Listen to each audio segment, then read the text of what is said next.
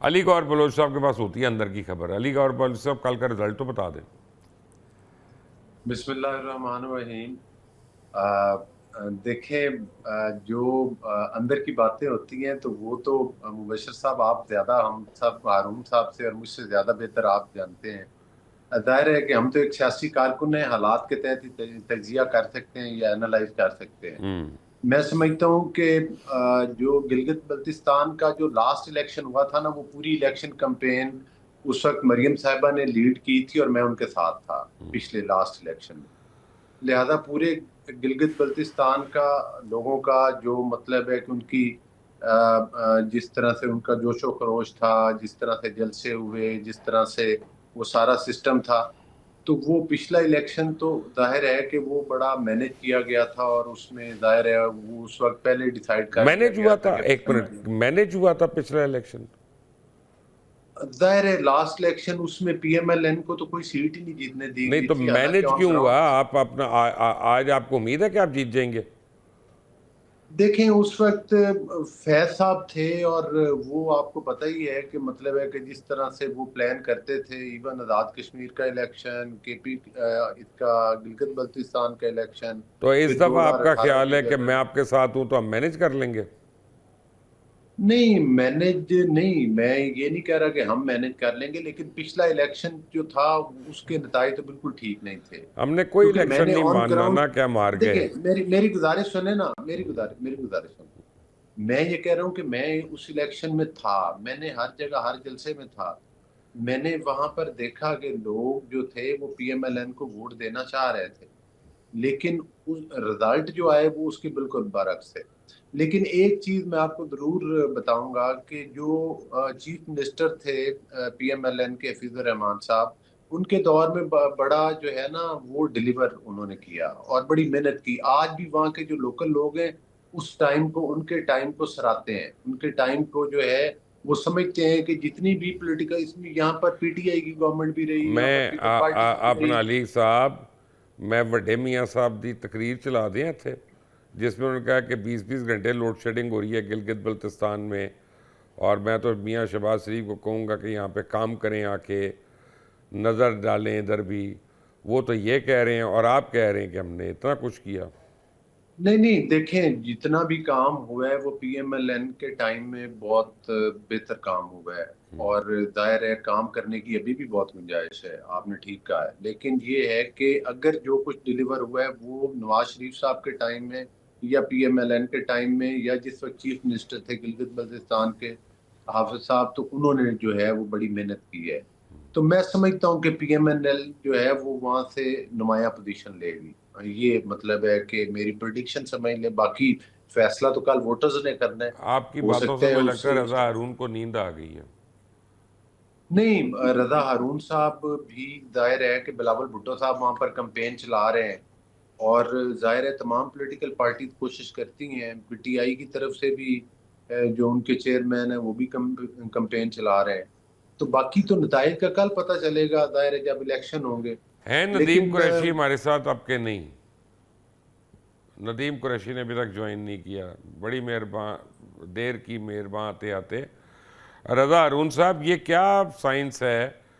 चले मैं इस मामले में एक नाम लेता हूँ, ख्वाजा साद रफ़ीक का, और मैं कहता हूँ कि एक अगर इस मुल्क की मौजूदा सियासत में मैंने कोई जेंटलमैन देखा है या असूल परस्त आदमी देखा है सियासतदान, तो ख्वाजा साद रफ़ीक हैं, जिन्होंने इलेक्शन हारने के बाद 1 घंटे के अंदर अपने मुखालिफ उम्मीदवार को फ़ोन किया, उसको मुबारकबाद दी और बाद में बाई इलेक्शन किसी और सीट से लड़ने से इनकार कर दिया। उनका अवाम ने मुझे नहीं चुना तो मैंने इधर उधर से हिले बहानों से नहीं आना।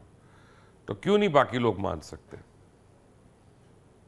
नहीं मानना चाहिए, और ऐसा नहीं जाहिर है साद रफीक साहब तो एक बड़ी आला मिसाल कायम की। हाफिज नईम साहब हैं जमात इस्लामी के, उनको तो विनिंग कैंडिडेट जो है वो डिक्लेयर कर दिया गया था सूबाई असेंबली पे। उन्होंने वो अपनी सीट आज तक बिल्कुल इनकार किया, बिल्कुल, उन्होंने हल्फ बहुत नहीं उठाया। क्रेडिट की बात है। हाँ। उन्होंने मना कर दिया कि नहीं, मैं सीट नहीं जीता। उसी तरह अब मुझे याद है राना सनाउल्लाह साहब ने भी एक्सेप्ट कर ली थी अपनी डिफीट।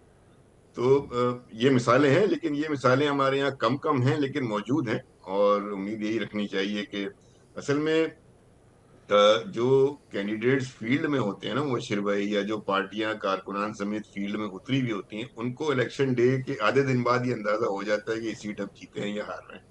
आधे दिन बाद ये अंदाजा हो जाता है कि मामला किस तरफ जा रहा है। अब ये हार को ना मानना और जीतने वाले को धांधली ज्यादा रजा करार साहब, देना, सुबह ये 10 साढ़े हमारा 10 तक ना पता चल जाता है ये स्विंग किधर हो रहा है। ये 10 साढ़े 10 तक बदल जाता है, लेकिन दोपहर का वक्त ऐसा हो जाता है, तकरीबन आप समझे को 2:30-3 बजे तक तो आपको कंफर्म पता होता है, आपको पोलिंग स्टेशन से रिपोर्ट आ रही होती है। अगर आपकी पार्टी मुनज्जम है और आपके पोलिंग एजेंट्स बैठे हुए हैं, तो उन पोलिंग एजेंट्स के थ्रू आपको ये अंदाजा हो जाता है कि आप किस पोलिंग स्टेशन से जीत रहे हैं या हार रहे हैं।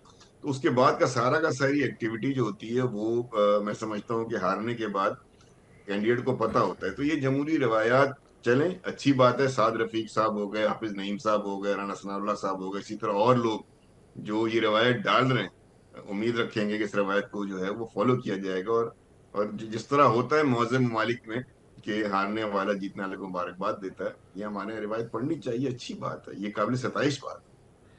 अच्छा अच्छा, मौजूद ममालिक की बात करें, फिर हम यहाँ पे क्यों उसको लागू करने की कोशिश कर रहे हैं? यहाँ तो नहीं हर एक देखे ना, पकड़ियाँ कोशिश तो उछाल कर के दी ना। इलेक्शन जीतता है ना। नहीं, हमारा इलेक्शन जीतना, इलेक्शन की भी एक साइंस है मुकान भाई, वो पता नहीं आपके ऑन कैमरा हो सकती है कि नहीं हो सकती है। वो जो उसका एक काफी बड़ा हिस्सा परसेंटेज है, वो वोटिंग टाइम खत्म होने के बाद भी शुरू होता है, बड़ी एक्टिविटीज होती हैं। तो एक है प्री पोल, एक है ड्यूरिंग पोल, और एक है पोस्ट पोल एक्टिविटी। इन सब में जो तगड़ा है, जमहूरी लिहाज से भी तगड़ा है और स्ट्रीट पावर भी रखता है और मुनज्जम भी है, और जिसके पास समझ है इलेक्शन साइंस की पाकिस्तान तो की, आज फिर जीतता वही है। कम अवाम के सामने सच बोलें और बताएं आप लोग कैसे 3-3 करोड़ वोट हर एमक्यूएम के डब्बे में से निकल आते थे। तो इसका मतलब है कि आप लोगों को तो माशाल्लाह पॉपुलैरिटी, प्रैक्टिस नहीं, पॉपुलैरिटी, अब पॉपुलैरिटी होगी। पॉपुलैरिटी, ठीक है ठीक है ठीक है, पॉपुलैरिटी। माशाल्लाह। मैंने कहा ना कि 3 फेज है ना, दूसरों के 3 डब्बों से फेज में। सांप निकलते थे जब आपके 3 लाख वोट निकल रहे होते थे।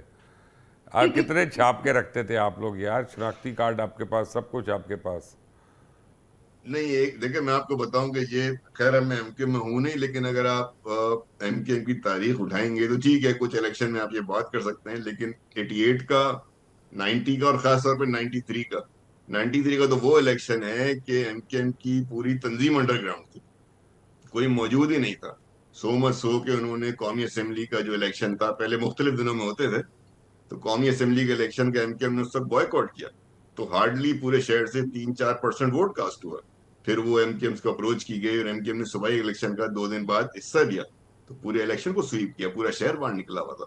तो बाद इलेक्शन में तो खैर क्लियरिटी के साथ नजर आता था कि कराची से एमकेएम को जो है वोट बैंक है, सपोर्ट है, और लोग खुशी से वोट देते हैं। जब तंजीम माइनस है, तंजीमी स्ट्रक्चर अवेलेबल नहीं है, आर्मी का ऑपरेशन चल रहा है, उस वक्त भी जीती है एमकेएम। 97 का बड़ा जेन्युइन रिजल्ट था।